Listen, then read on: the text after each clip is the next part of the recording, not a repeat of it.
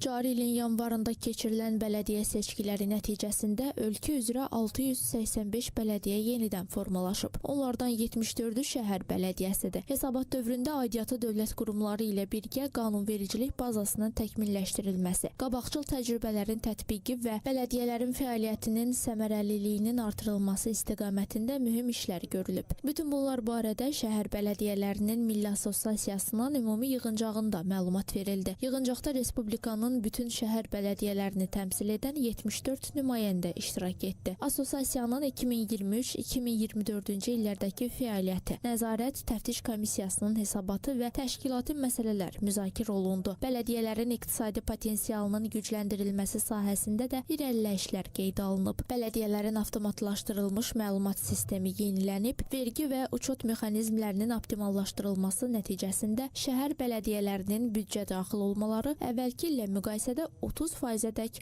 artıb. Hazırda ölkənin 641 bələdiyyəsinə, o cümlədən 68 şəhər bələdiyyəsinə fasiləsiz olaraq onlayn xidmət göstərilir. Artıq Naxçıvan Muxtar Respublikasında fəaliyyət göstərən 44 bələdiyyənin, o cümlədən 6 şəhər bələdiyyəsində BAMS proqramı qoşulması təmin edilmişdir. Son 2 ildə BAMS proqramı və bələdiyyələrin onlayn xidməti mərkəzinin fəaliyyəti köklü şəkildə təkmilləşdirilmiş və ən əsası BAMS əmlak məsələləri dövlət xidmətinin elektron bazasına inteqrasiya edilmişdir.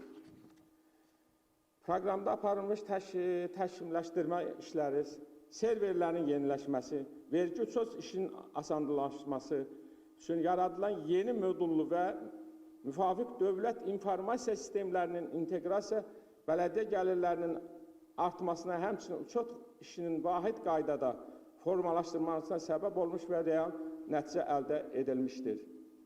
Sosial layihələr çərçivəsində az təminatlı ailələrin, qocaların, əlillərin, valideyn himayəsindən məhrum uşaqların, müharibə iştirakçılarının və şəhid ailələrinin sosial rifahının yaxşılaşdırılması istiqamətində bir sıra tədbirlər icra olunub. Tədbirdə həmçinin assosiasiyanın beynəlxalq təşkilatlarla və xarici ölkələrin bələdiyyələri ilə əməkdaşlıq əlaqələrinin genişləndiyi vurğulandı. Yığıncağın sonunda müzakirə nəticəsində yeni qərarlar qəbul edildi. Bələdiyyələrin fəaliyyətinin müasir çağırışlara uyğunlaşdırılması, maliyyə, kadr və texniki imkanların daha da gücləndirilməsi prioritet istiqamətlər kimi müəyyən olundu.